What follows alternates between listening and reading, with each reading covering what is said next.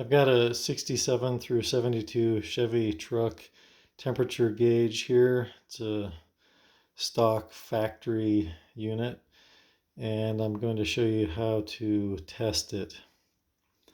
So when it's not hooked up or anything, you can kind of just move the needle around and it sort of wants to return back to some kind of nominal position, but it's pretty lethargic.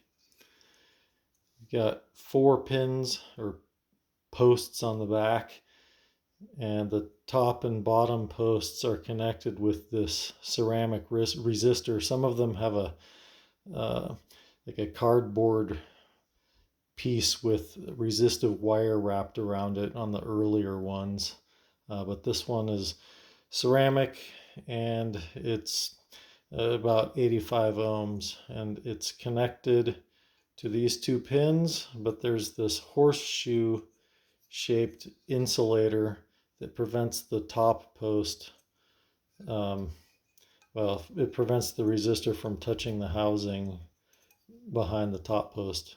This bottom post is the ground pin, so it needs to be, the resistor needs to be, well, it's okay if it touches the housing there.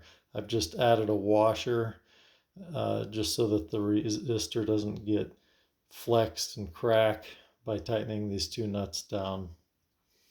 So the this pin over here, so it's the pin that's on the driver's side, that's 12 volts.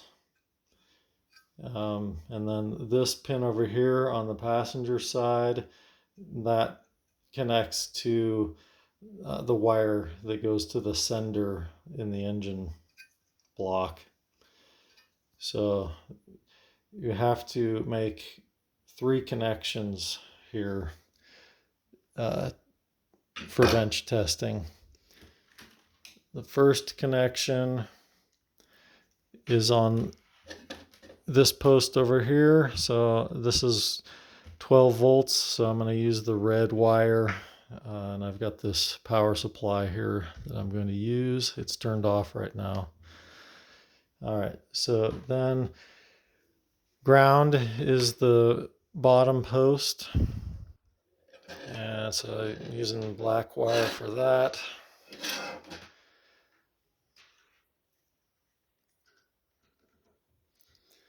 And then the sender post is this, well, it's the passenger side post. So I'll connect this yellow wire to that. And then I've got a couple of resistors here from other gauge clusters. I'm going to use these to simulate the resistance of the sender.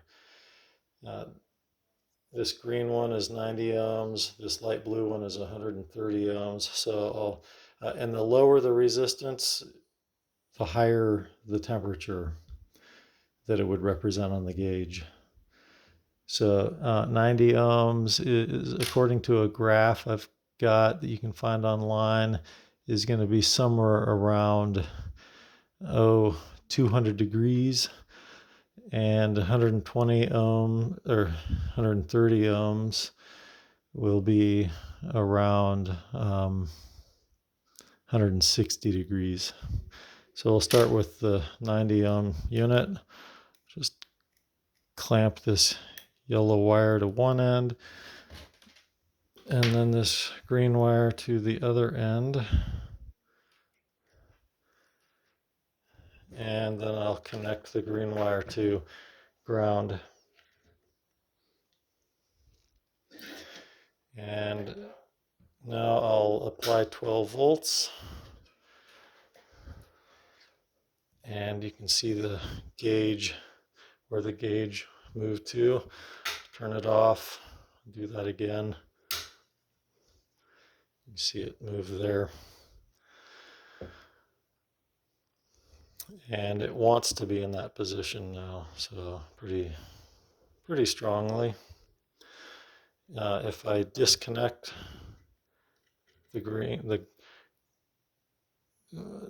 sender wire, essentially it goes to cold, and then reconnect it, moves back up. Now I will install a higher resistance wire, or higher ohm resistor.